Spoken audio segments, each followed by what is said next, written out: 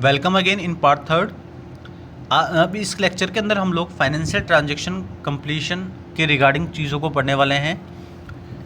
A financial transaction is an agreement और communication carried out between a buyer and a seller to exchange an asset for payment. इसका मतलब ये हुआ कि एक फाइनेंशियल ट्रांजैक्शन एक एग्रीमेंट या कम्युनिकेशन है जो पेमेंट के लिए एक एसेट का एक्सचेंज करने के लिए एक बायर और सेलर के बीच किया जाता है। It involves a change in the status of the finances of two or more businesses or individuals. The buyer and seller are separate entities or objects, often involving the exchange of items of value such as information, goods, services, and money. It is still a transaction if the goods are exchanged at one time and the money at another. This is known as the two-part transaction.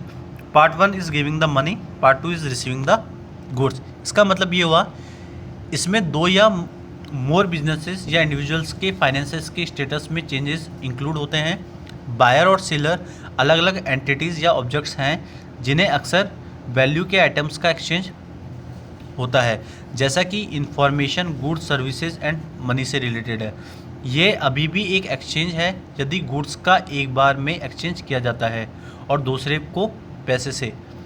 इसे दो part transaction के रूप में भी जाना जाता है। Part one में हम पैसा देते हैं और पार्ट सेकंड के अंदर हम गुड्स को रिसीव करते हैं। Project finance is the long term financing of infrastructure and industrial project based upon the projected cash flows of the project rather than the balance sheet of its sponsors. Usually a project financing structure involves a number of equity investors known as sponsors and a syndicate of banks or other leading institution that provide loans to the operation. इसका मतलब ये हुआ project finance अपने sponsors की balance sheet के बजाय project के projected cash flow के बेस पर इंफ्रास्ट्रक्चर और इंडस्ट्रियल प्रोजेक्ट्स का लॉन्ग टर्म फाइनेंसिंग होता है। आमतौर पर एक प्रोजेक्ट फाइनेंसिंग स्ट्रक्चर में कई इक्विटी इन्वेस्टर्स शामिल होते हैं जिन्हें स्पॉन्सर के रूप में जाना जाता है, और बैंकों या अन्य लोन इंस्टीट्यूशन की एक सिंडिकेट जो ऑपरेशन के लिए हमें लोन प्रोवाइड करते हैं। इसके आगे हम रीड कर रहे हैं, they are most commonly non recourse loans which are secured by the project assets and paid entirely from project cash flow rather than from the general assets or credit worthiness of project sponsor. A decision in part supported by financing modeling. C. Project financing model. The financing is typically secured by all the project assets including the revenue producing contracts. Project lenders are given a lien on all of these assets, are able to assume control of a project if the project company has difficulties complying with the loan terms. इसका मतलब ये हुआ कि वह आमतौर पर non course loan होते हैं जो प्रोजेक्ट एसेट्स द्वारा सिक्योर होते हैं और प्रोजेक्ट के स्पॉन्सर से पूरी तरीके से क्रेडिट वर्थ किए जाते हैं, ना कि प्रोजेक्ट स्पॉन्सर की जनरल एसेट्स या क्रेडिट से। फाइनेंसिंग मॉडलिंग द्वारा सपोर्ट पार्ट में एक डिसीजन प्रोजेक्ट फाइनेंसिंग मॉडलिंग होती है। फाइनेंसिंग आमतौर पर रेवेन्यू प्रोड्यूसिंग कॉन्ट्रैक्ट सहित प्रोजेक्ट की सभी एसेट्स द्वारा सिक्योर किया जाता है। प्रोजेक्ट लैंडर्स को इन सभी एसेट्स पर एक लीन दिया जाता है और यदि किसी प्रोजेक्ट का कंट्रोल करने में एबल हो। Generally A special purpose entity is created for each project they by shielding other assets owned by a project sponsor from the detrimental effects of A project failure. As a special purpose entity, the project company has no asset other than the project. Capital contribution commitments by the owners of the project company are sometimes necessary to ensure that the project is financially sound or to assure the lenders of the sponsor's commitment. इसका मतलब ये हुआ कि आमतौर पर each project के लिए एक स्पेशल पर्पस एंटिटी बनाई जाती है जिसे प्रोजेक्ट के फेलियर के डिक्रीमेंटल इफेक्ट्स से एक प्रोजेक्ट स्पॉन्सर के आउंड वाली अदर एसेट्स बेचती हैं। स्पेशल पर्पस एंटिटी के रूप में प्रोजेक्ट कंपनी के पास प्रोजेक्ट के अलावा कोई एसेट्स नहीं होता है। प्रोजेक्ट कंपनी के ऑनर्स द्वारा कैपिटल कंट्रीब्यूशन कमिटमेंट्स कभी कभी ये इंश्योर करने के लिए नेसेसरी होते हैं कि प्रोजेक्ट फाइनेंशियली रूप से साउंड है या स्पॉन्सर के कमिटमेंट के लैंडर्स को एश्योर करने के लिए किया जाता है। इसके बाद हम पढ़ेंगे कि Project finance is often more complicated than alternative financing method. Traditionally, project financing has been most commonly used in the extractive means mining, transportation, telecommunication, power industry as well as for sports and entertainment venues. इसका मतलब ये हुआ कि alternative financing methods की तुलना में project finance अक्सर अधिक कॉम्प्लेक्स होता है, मीन्स कॉम्प्लिकेटेड होता है।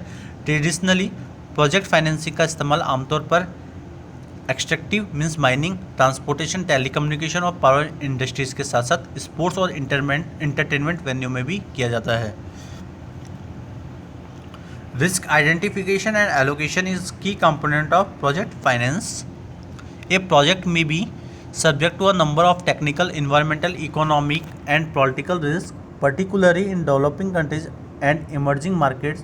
Financing institutions or project sponsors may conclude that the risk inherent in project development and operations are unacceptable. इसका मतलब ये हुआ कि रिस्क की आइडेंटिफिकेशन और एलोकेशन को प्रोजेक्ट फाइनेंस का एक की कंपोनेंट माना जाता है। एक प्रोजेक्ट कई टेक्निकल, इन्वायरमेंटल, इकोनॉमिकल और पॉलिटिकल रिस्क के सब्जेक्ट हो सकते हैं, पर्टिकुलरली डेवलपिंग कंट्रीज़ और इमर्जिंग मार्केट्स के अंदर। फाइनेंसिंग इंस्टीट्यूशन और प्रोजेक्ट स्पॉन्सर ये कंक्लूजन निकाल सकते हैं कि प्रोजेक्ट के डेवलपमेंट और ऑपरेशन में रिस्क इनहरेंट अनएक्सेप्टेबल है। इसके आगे हम रीड करें, several long term contract such as construction, supply, off take and concession agreements along with a variety of joint ownership structures are used to align incentive to deter opportunistic behavior by any party involved in the project. The patterns of implementation are sometimes referred to as project delivery methods. इसका मतलब ये हुआ कि कई long term contract जैसे कि construction, supply, off take और concession agreements project में शामिल किसी भी पार्टी द्वारा अलाइन इंसेंटिव्स करने और ऑपर्चुनिस्टिक बिहेवियर को रोकने के लिए वेरियस टाइप के जॉइंट ओनरशिप स्ट्रक्चर के साथ यूज किया जाता है। इम्प्लीमेंटेशन के पैटर्न को कभी कभी प्रोजेक्ट डिलीवरी मेथड के रूप में रेफर किया जाता है। इसके बाद हम लोग रीड कर रहे हैं कि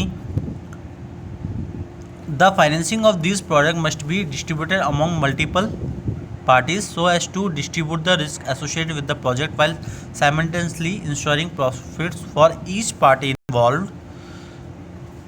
In designing such risk allocation mechanisms, it is more difficult to address the risk of developing countries' infrastructure market as their market involve high risk.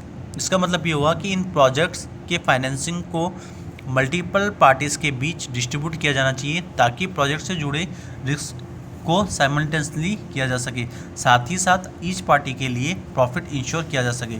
ऐसे रिस्क एलोकेशन मैकेनिज्म को डिजाइन करने में डेवलपिंग कंट्रीज़ के infrastructure के markets के risk को address करना difficult होता है क्योंकि उन्हें उनके मार्केट्स में हाई रिस्क इंक्लूड होती है। द रिस्कियर और मोर एक्सपेंसिव प्रोजेक्ट में require limited recourse financing secured by a surety from sponsors.